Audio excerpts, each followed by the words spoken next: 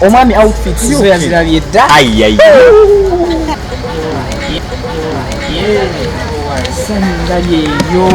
I definitely had to be here. Shamim muzanyo munange, she was so much there for me. So mbadde nina okujja. Nsuubira nkigenda kuba massive. Newe nandibadde siri kusaidia Shamim oba newe nandibadde siri mukwano gwe nandizze nengulaba. Because I believe in her. I feel like she has the talent and I love supporting talent. So nzikiriza nti kigenda kuba massive. Era abantu abatazze Chemba Kakasanda going to miss out on a lot. It doesn't really matter because both these people are my friends. If Zahara did something, I would be there. She's my workmate, she's my friend. Okay. If Shamim did something, I would definitely be here. Still Anyok taking a side. Okay. Yeah.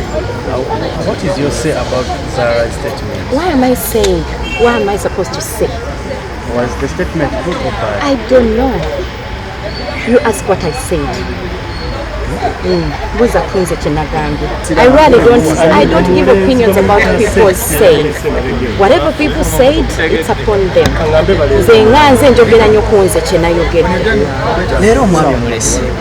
Omwami mutabira mu ggwanga, so sometimes wali sometimes tabira. Awe ennaku nga zakugendako out kati ndale. Anti tabira mu ggwanga. Waliwo mbeera naye naye era sitera tambula naye mu bintu bwe biti. Mundi kwasembayo olugwe lwalibadde mu Amerika obayo lufuddewa? Luvuddera mu Amerika. Wakulikayo omushoyo. Abakyala ensangi zino nga mwefubyeko ku nsonga z'okuba abatetenkanya mu industry. N'abasajja baagala bakozi bagala omukyala takola. Mwako wabukoye ebintu bya balidinga? No. N'omusajja ennaku zino ayagala support system. Buli musajja ayagala support system. Wagamba nti bebi ninawo obukadde bubiri. Ng'ekintu kye mulina okukola kya bukadde busatu ng'osa omugamba kakadde kaako oba tomuyisizaamu maaso wabula oba omugaseeko.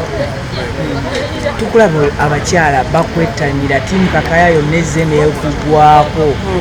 Guno omukwano mugule abantu beebuuza. Naawe mwennyini olabye nina gwempise oba beereese. So mu bufunze just banjagala byenkola bibanyumira. I spread love. Njagala nnyo spreading love. So I think that's why banjagala. Ensekera be ku lugoye oluvudde mu Amerika neyansisa. Kale. Chato weekubedde. Omwami outfits zo yazirabye dda. Ayi. Another 360. Right here. What we are trying to do is to try and bring the people back to the theatre.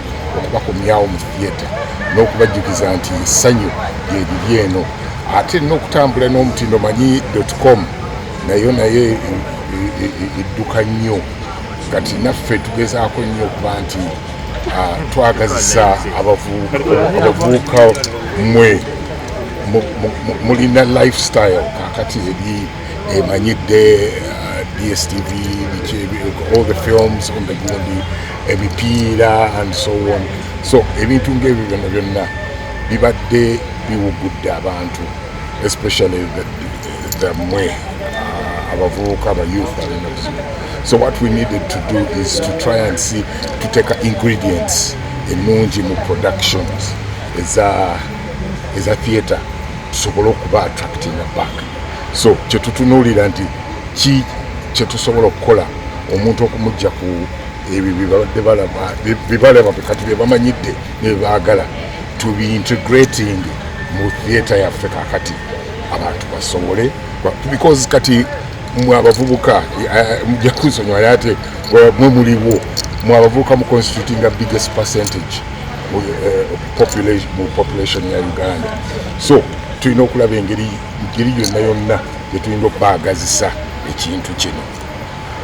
Uncle Bosa, back to the final muzanyo wa Seas 5. Yeah. Omuzanyo gwe gwagwa ne gujjawo ne wajjawo rumors nti mu abakulu temukyayagaliza bato kubanga bayeyikanira mu theatre oba mu mizanyo egy'enjawulo. N'ekyo sikimanyi nnyo because sinza kukiina kukyansalinga bulungi because nange I was just invited to take part because gundi yakisooka okukichampioning omugenzi kakati bwe namanya when they invited me era ekyasinga okunzikiriza nti omugenzi was a good friend of mine. Omugenzi yalina passion for art, so nga siyinza kutuula butuuzi ne sibe a part of his initiation. So that is why I went there. Kati ebirala byonna ebya administration biki ebyaliwo saabimanyako n'akamu n'akatono. I only contributed by being part of that. Is it true that abaana abato temukyaba platform? Why not? Naye ze personally simanyi about my other friends, but personally that is what I want, because ngenda ndaba ngenda nsikamu mpola mpola, but I don't want to live vacuum, because I have passion for art and for the entertainment industry. I don't want to live vacuum in the industry.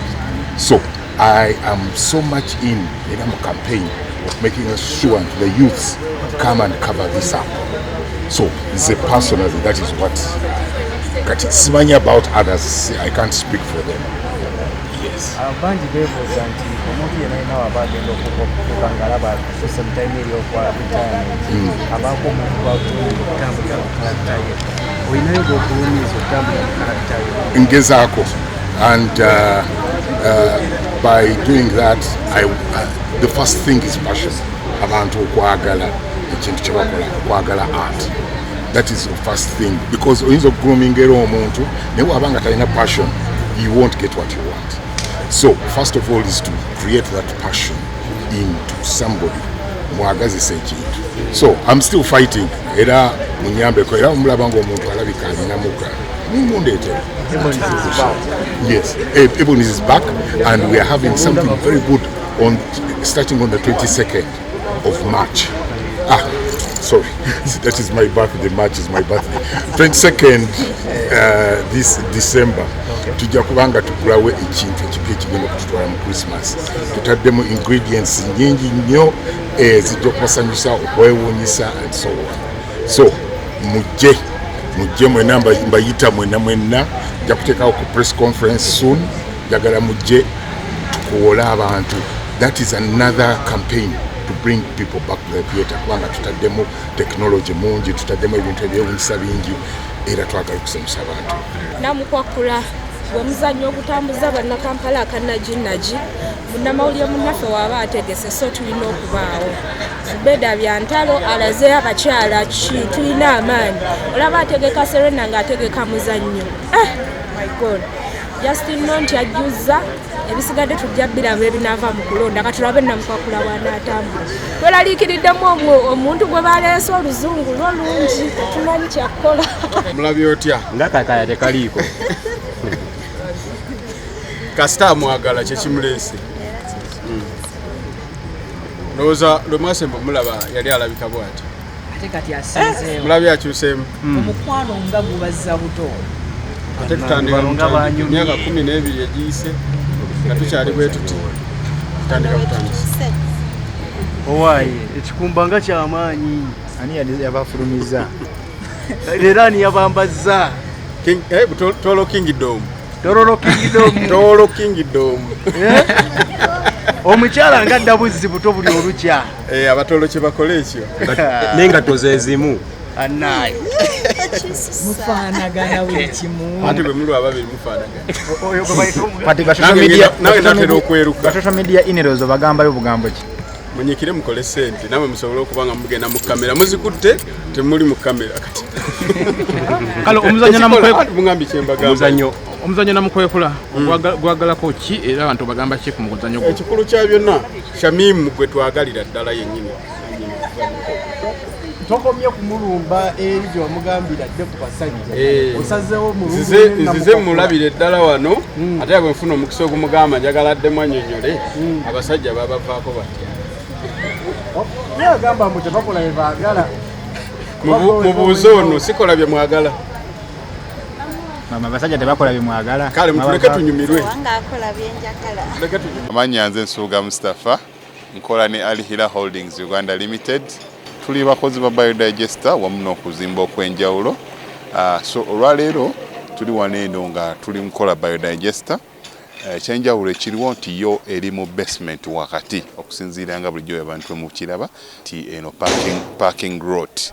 So eri wansi eri parking lot eri mu basement. Leero tukoze size y'abantu 5 ng'era erina kapasite okusavinga ekizimbe kino kyonna nga wekinaabeera. Wano eno ng'era emigaso gya bulijjo gya biodigester tebagenda kunuunamu.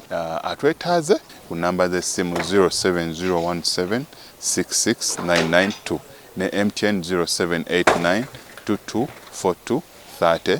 Enamba ezo zonna kweziri ku WhatsApp. Tuwandiza mu International Conference ku Healthcare and Social Worker egenda okubeerawo June 21 paka 22 mu Ontario Science Centre 770 John Mills Road, North York on M3C IT3. Ng'omulomo guli nti Health in a Social Perspective. Oba ogenda kubeera international delegate ojja kusasula Canadian dollars 4 ate local delegate Canadian dollars 3. Mate eno conference tesosola. Tujja kwaniriza bamaama, bataata, bakadama, babankazi, aba human resource, ba artisti, buli muntu akola mu bantu, betuyise ba social workers, nga mu healthcare, ba doctors, ba nurses, ba caregivers, ba RPN, ba counselors, ba ARN, ba PSWs, na bonna abantu abakola mu bantu ba social workers. Okumanya ebisingawo kuba plus 647-702-2922 oba plus 1-377-288-9862. Eno International Conference ya Healthcare and Social Work ewagidwa Nightingale Initiative for Global Health, Sweet Heaven, Brookside Staffing Agency, M&G Media, Ontario Science Centre, Nightingale Holdings Limited. Era netegekebwa Global Events Canada ne Nightingale Initiative for Global Health.